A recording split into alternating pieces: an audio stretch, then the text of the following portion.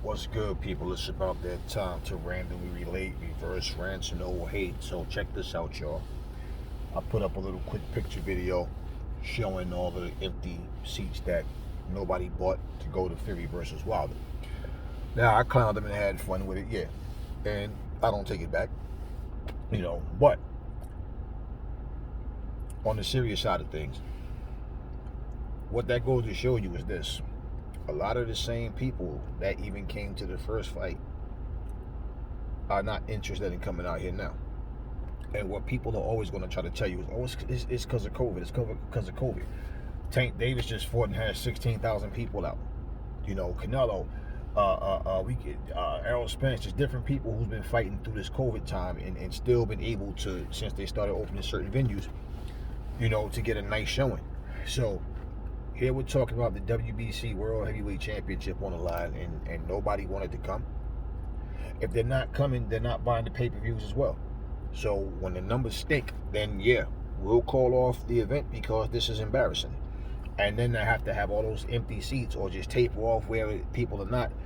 Then they got to try to put everybody on one side and try to have the camera to where it's focused on where all the people are, try to make it look like the building is filled, but we know better. So my thing is, look, Fury keeps burning bridges. Let's just be real. Wilder's just been in a position where he lost the title and now he's trying to get it back. In all actuality, as far as arbitration goes, can we say we actually know all the details of what happened? Because what I heard most of from everybody talking that had something to say was that Fury had an option. Either he pay Wilder, right? And then he can fight AJ. And I even heard something about he pay Wilder and he fight AJ, but they'll never fight each other and all. So you never know what's true. And like I always tell you, it's not about what I want to believe. It's what we can prove. And sometimes, like I said, without answers and stories just don't make sense. What you usually get a hunch about being false or not being, it's like that's usually what it really comes down to, because it's something that just ain't right about the story. And the fact that people have a problem giving straight answers is like, why? The thing is, if that's the case, that he actually has an option, that he didn't have to fight Wilder, imagine if this would happen then. Let's say if he wouldn't have pushed out from the Anthony Joshua fight like he did with this arbitration situation, because he had to know that things wasn't going his way. And I believe that's why he was acting so nonchalantly about the situation. That he knew he was going to make a conscious decision to say, I'm going to fight Wilder instead. Maybe, it felt like, because if you've ever had to go to court for something and your attorney is honest and say things ain't looking good for us, like, okay. And they'll tell you, try to come up with something that you can do to counter this or whatever. So my thing is this, right? If it's about he chose to fight Wilder, not he couldn't fight anybody but Wilder, but he chose to fight Wilder, well, this is what I'm saying. Why? That means, okay, so that means Deontay Wilder is not just automatically like, oh, you're entitled to this shot. You understand what I'm saying? So my thing is, yeah, I had my foot on his neck to hold him accountable for what he said about if he can't get Andy Ruiz, he wanted Dillian White. And that's when he made the comment about, I'm walking away from Coward Fury, right? So if they said, well, listen, this is what we're going to do. Dillian White's been waiting for a long time. And it still will be, it's still an uphill battle for Dillian White if he loses, because his spot will be on the line again when he should be getting this shot. But because the fight is delayed, right? Now, let's say if Dillian, because Dillian say he'll step in for him. Okay. So the fact that there's no title on the line, that shows Dillian just want that fight. And he's confident, hey, I'm going to go in there to win, right? Because he's putting it, for him to call out Wilder, he's putting his shot on the line. If he loses this fight, he loses his spot. But I think if they put it on both of them and said the winner is automatically getting the next shot, right? They both got something to lose. Versus just one person putting it on the line and another person, like, because if that didn't happen, what if Wilder lost? Does he still get the shot anyway because of the legal situation? You see what I'm saying? So there's like, give him that if that's the case, because if Fury had a choice, then that means he could have fought Anthony Joshua, but decided I'm not paying this motherfucker nothing. Fuck that, I'll make him fight first. But again, it's time for this man to defend the title, and all of a sudden it's always a problem.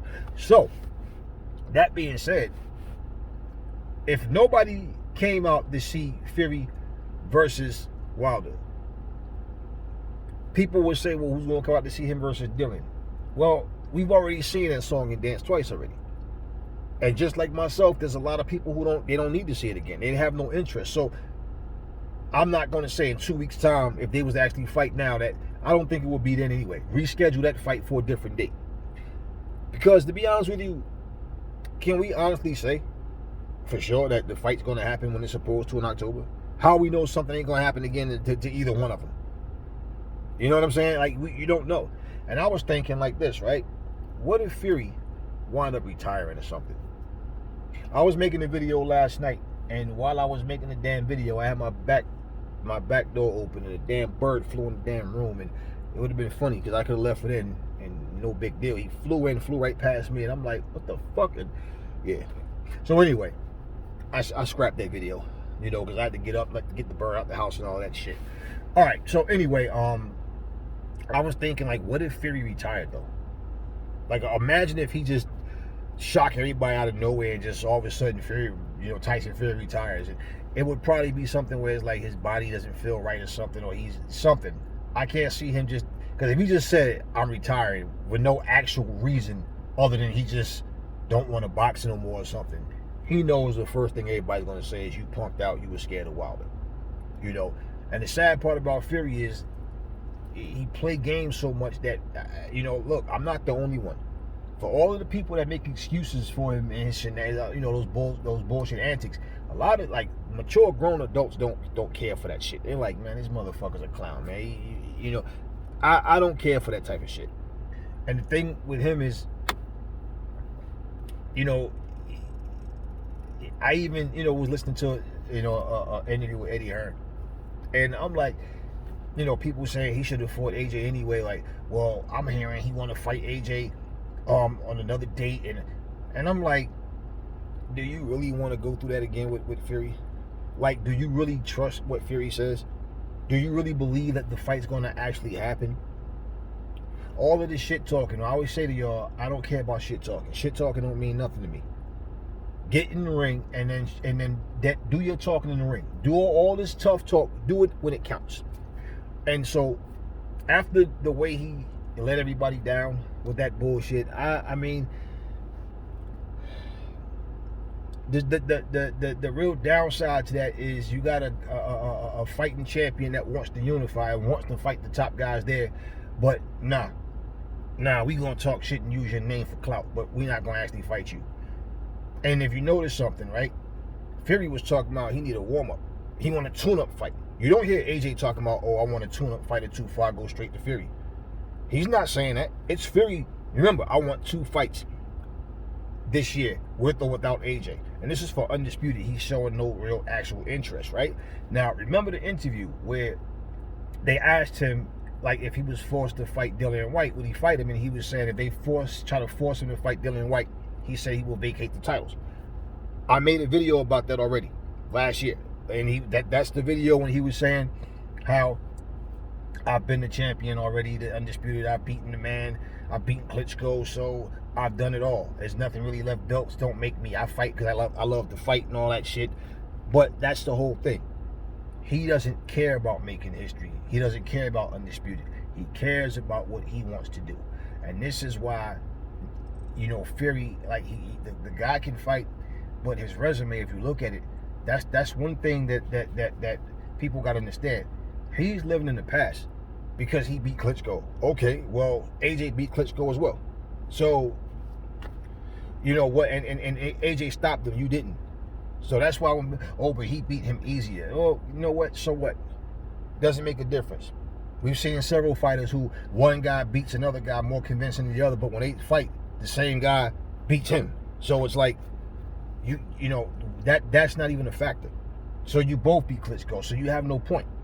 And you didn't give Klitschko a rematch. AJ was open to give Klitschko a rematch. Klitschko was the one who didn't accept the offer for the rematch. So when you're saying how he this is why I don't care about these lineal champions and diamond belt champions and what's the other one that they gave Canelo and Lomachenko, franchise champions.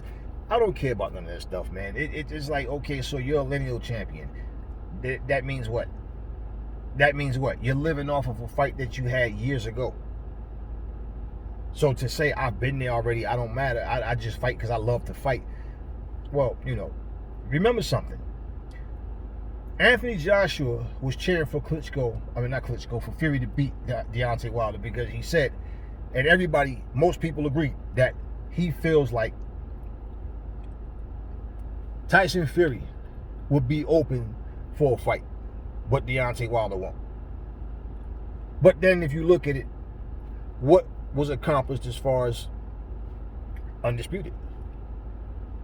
And, everybody who thought that, was it actually true?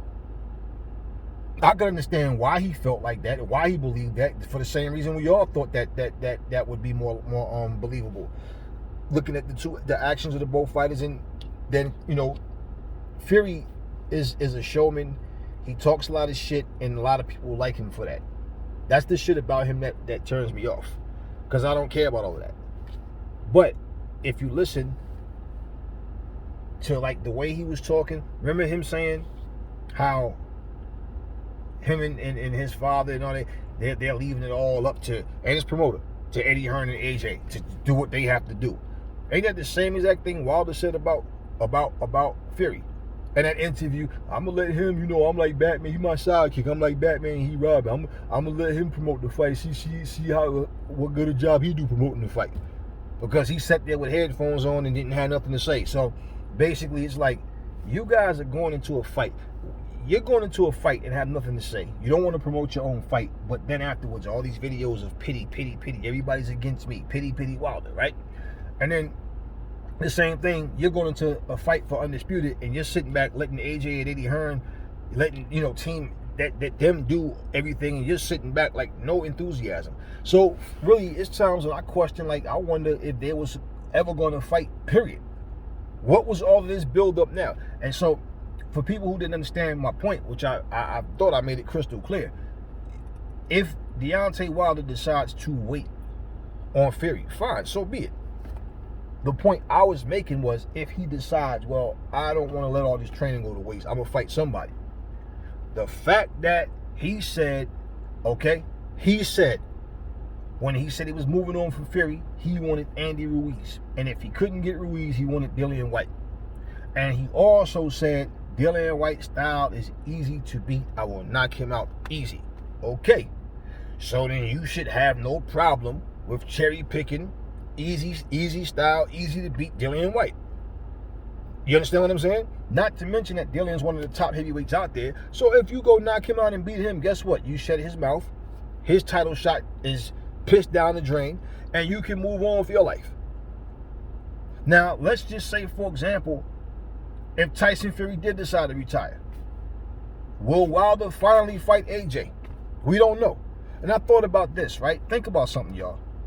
Let's say AJ decided right now, you know what, I did some things and I still had more work to do, but the way boxing is going, I retired. Let's say he retired.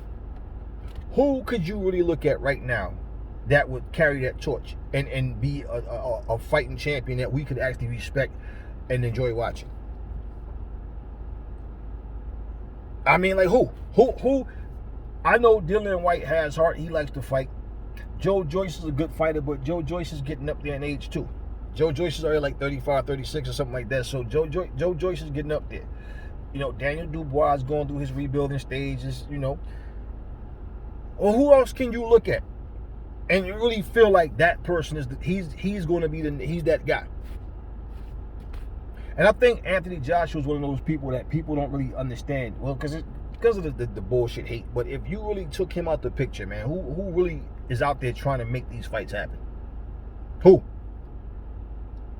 And if fighters don't want undisputed, they're just happy with, I got a belt, he has a belt, he has a belt, he has a belt, he has a belt, he has a belt, he has a belt. I'm just amongst one of the 25 belts in the division. I'm one of the title holders too.